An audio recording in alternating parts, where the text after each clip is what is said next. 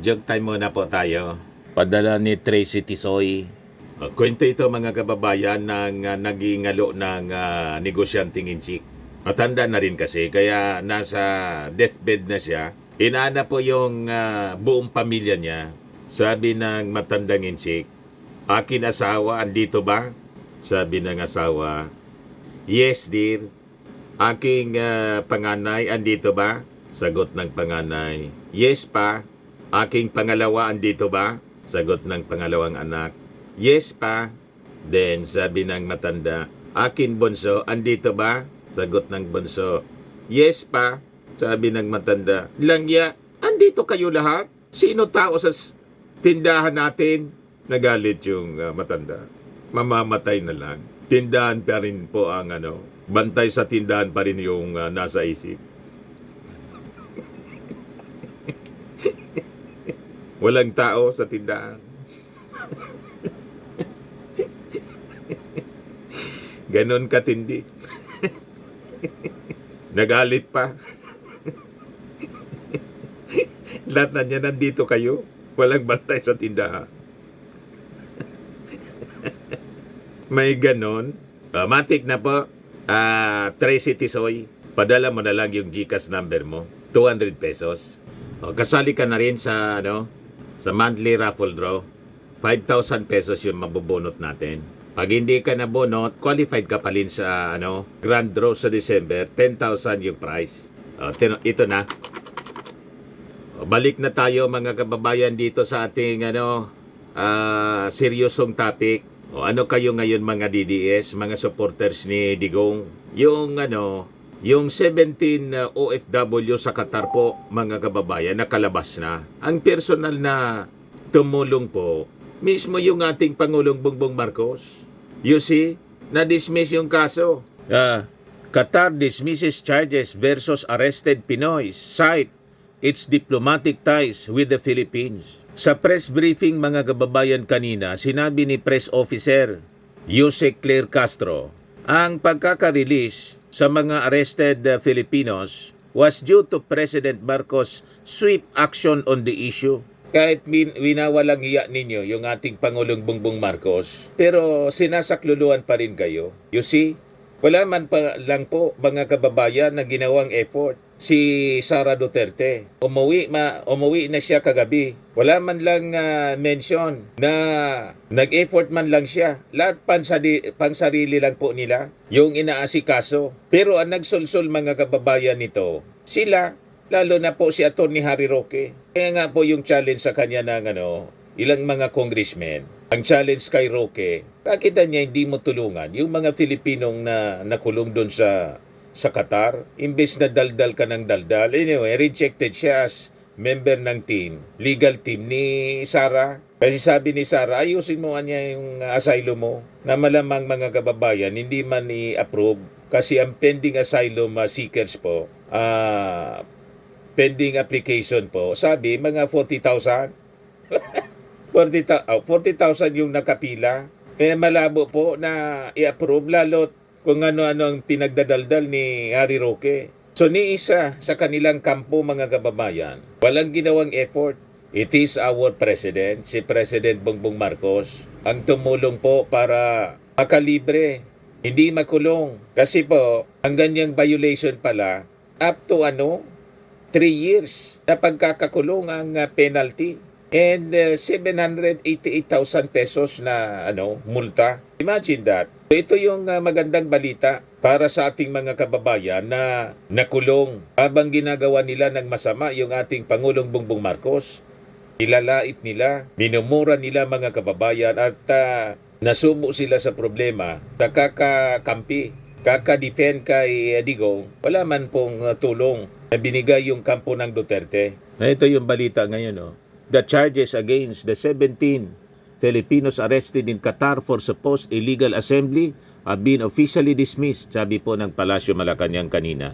Communication Secretary Claire Castro said, this following the meeting of President Marcos with Qatari Ambassador to the Philippines Ahmed bin Asad Al-Humidi on Monday. Sa kanyang press briefing, sinabi po ni Castro, that the release of the arrested Filipinos was due to President Marcos' swift action on the issue. Nakikita po natin kung gaano po kabilis magtrabaho ang ating Pangulo.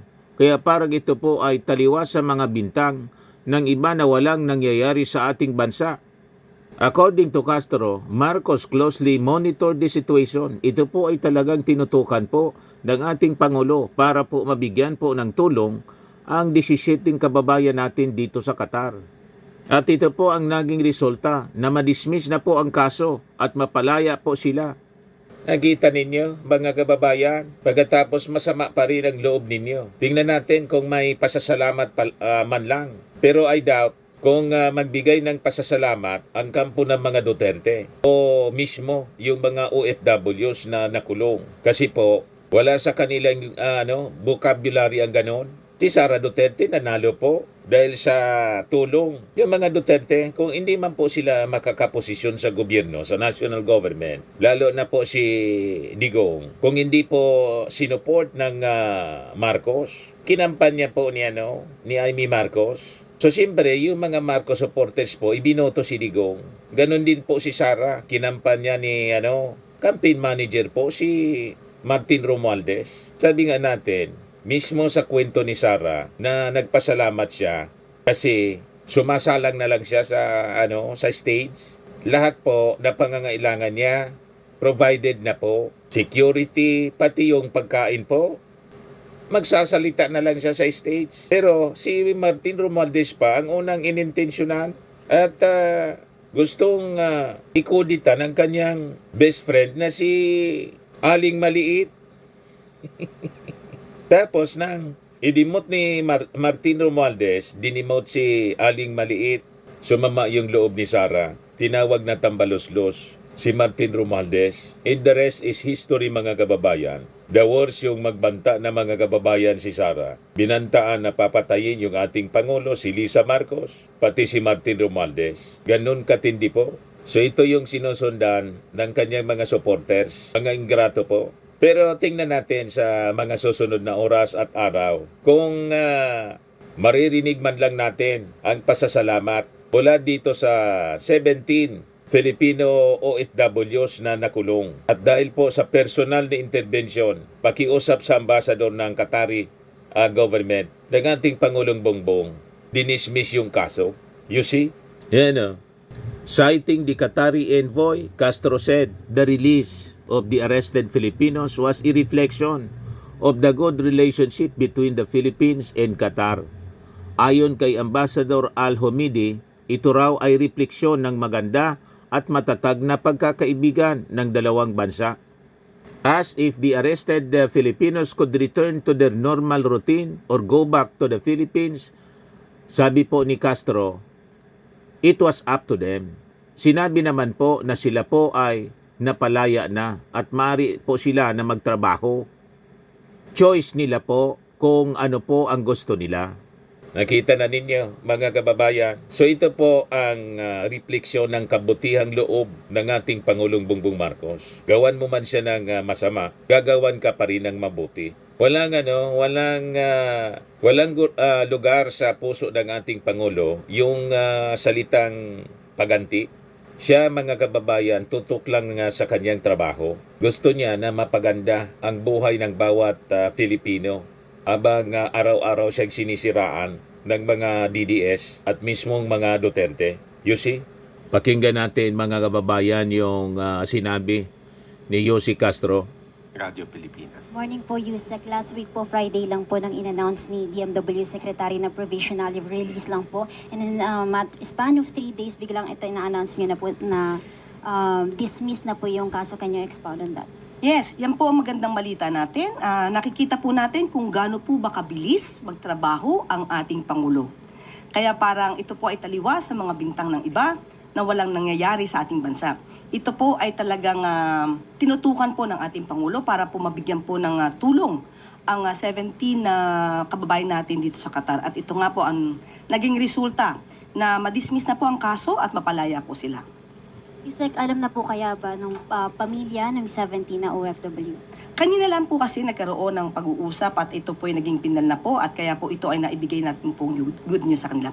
Malamang po kung sila po ay nanonood ngayon ng press briefing ay malamang ay lumulundag na sila sa katuwaan.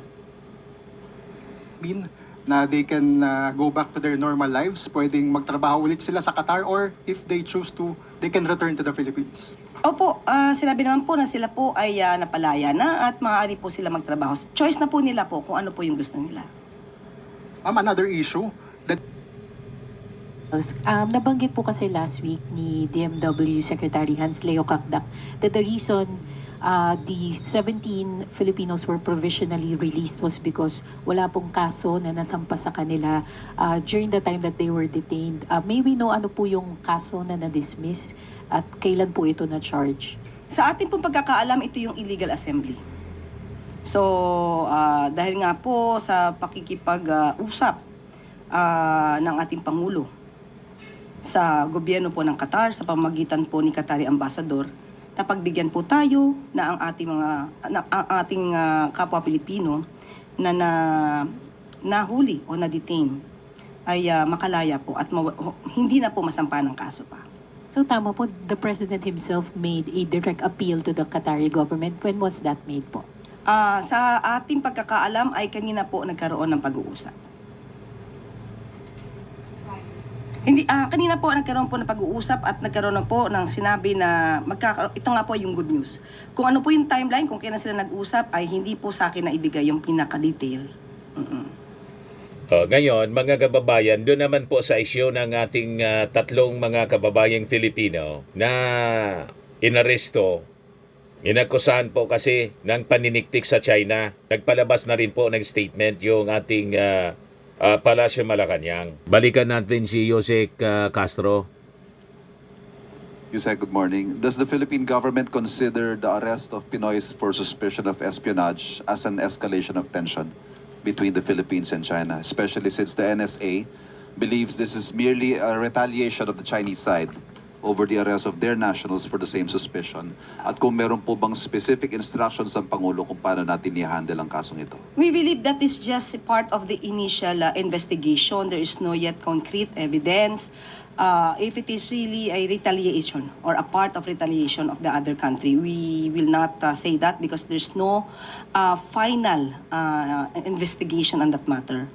But there is still ongoing investigation on that, and we will just defer all the details to the FA and to DND.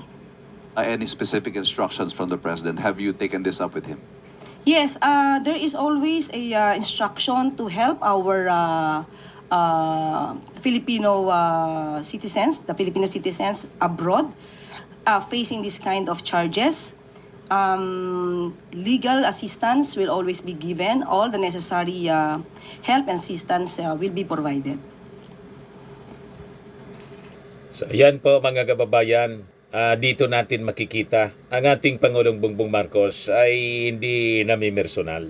Maging yung mga taong galit sa kanya, ginagawa pa rin niya ang trabaho para sila mapaglingkuran. Yan ang pagkakaiba ng Marcos sa ibang mga politiko. Pagkakaiba ng ating Pangulong Bongbong Marcos sa ibang mga politiko. Kasi kung iba po, pababayaan na po. Sa sama ng ugali nitong mga DDS po, kung ibang mga politiko, pabubulukin na siya para madala.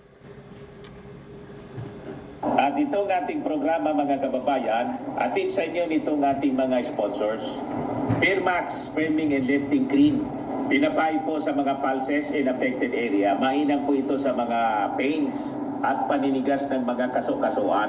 Ito sa mukha naman yung application, anti-aging, Automax po siya. Ito ay Glow Zero mga kababayan. Whitening po siya. Made in South Korea. Ito naman po, Nengxia Red Mix Fruit Drink. Gawa po siya sa goji berry. May anti-cancer properties po siya. At sa mga naghanap po ng malinis and spacious fitness gym, pumunta lang po kayo sa aming Colossal Fitness Gym. May Grab car rental din po kami. At bills payment po sa aming office. At saka sa mga Mahilig po sa mga imported bags. Manood po kayo sa live selling ni Madam Eileen Rosales sa kanyang Eileen Closet po. Pati mga shoes, ito yung kanya po. Ito yung kanyang page. Kita ninyo, napakagandang mga online selling po siya. Si Madam Eileen Rosales. Cellphone number niya po 773-798-7816.